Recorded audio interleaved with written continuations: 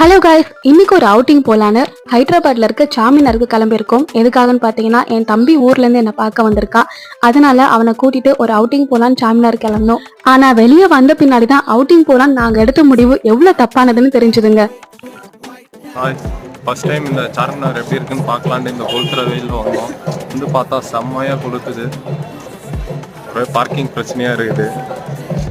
எல்லாரும் வரும்போது முன்னாடியே 1 கிலோமீட்டர் தூரத்துலேயே பார்க்கிங் போட்டு வந்துருங்க வண்டியை. ஹைதராபாத்க்கு யாராவது டூர் பிளான் பண்ணிருக்கீங்கன்னா மே மந்த் எண்டில் வாங்க. ஏன்னா இங்க வெயில் பயங்கரமா கொளுத்திட்டு இருக்கு.